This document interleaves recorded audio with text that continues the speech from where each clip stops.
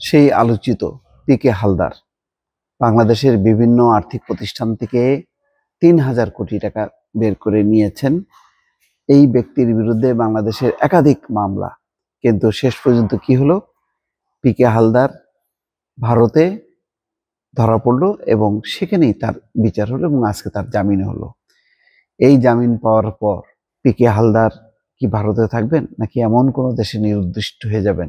আর কখনোই তার হদিশ পাওয়া যাবে না। ফলে বাংলাদেশ কর্তৃপক্ষ তার যেই ৩,০০০ কোটি টাকার হিস্সা বুঝে পাওয়া, সেটা কি আর কখনো হবে? ভারতের যেই প্রশাসন তাকে মুক্ত করেছে।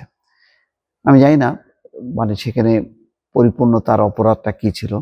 অপরাধের প্রকৃতিটা যদি খুব বেশি গভীর হতো, গুরুত্বপূর্ণ হতো, তাহলে হয়তো তিনি ছাড়া পেতেন না বা জামিন পেতেন না। এখন ১০ লাখ রুপির বিনিময়ে তিনি জামিন পেয়েছেন।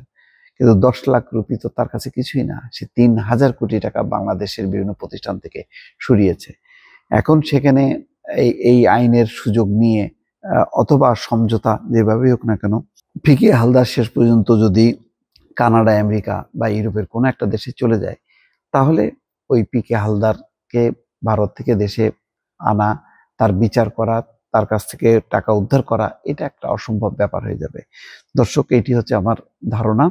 এখন খবরে যেটি বলা হচ্ছে, তাতে বলা হচ্ছে বাংলাদেশের বিভিন্ন আর্থিক প্রতিষ্ঠান থেকে ৩,০০০ কোটি টাকার বেশি অর্থ পাচারের ঘটনায় অভিযুক্ত প্রশান্ত কুমার হালদার, পিকে হালদার ২.৫ বছর পর কলকাতার কারাগার থেকে মুক্তি পেয়েছেন। মঙ্গলবার স্থানীয় সময় সন্ধ্যা ৬:৩০টায় তিনি কলকাতার আলিপুর প্রেসিডেন্সি সংশোধনাগার থেকে মুক্তি পান।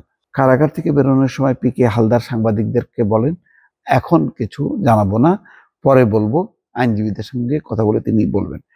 এরপর কারাগারের বাইরে দাঁড়িয়ে থাকা একটি গাড়িতে চড়ে ওই স্থান ত্যাগ করে পিকে হালদার।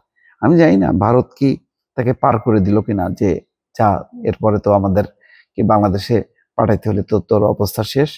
আর যেহেতু সংখ্যালঘু সম্প্রদায়, জানি না ভারত এখন মনে করে যে বাংলাদেশের সংখ্যালঘুদের কোনো নিরাপত্তা নেই, সুতরাং তাকে একটা বিশেষ কোনো ব্যবস্থা করে দিল কিনা কারোর অনুরোধে, এটাও আমার সন্দেহ। দর্শক, এটা হয়তো নাও হতে পারে।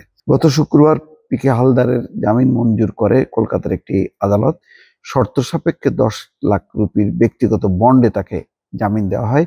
সোমবার আদালতে সেই বন্ড জমা পড়ে। এরপর আদালত থেকে সেই কপি প্রেসিডেন্সি কারাগারে যাওয়ার পর মঙ্গলবার সন্ধ্যায় তিনি ছাড়া পান। পিকে হালদারের সঙ্গে ওই দিন জামিন পান তার ২ সহযোগী, স্বপন মিস্ত্রি ওরফে স্বপন মিত্র এবং উত্তম মৈত্র। তবে নথি ও বন্ড সংক্রান্ত জটিলতা থাকায় স্বপন মৈত্র কারাগার থেকে মুক্তি পাননি।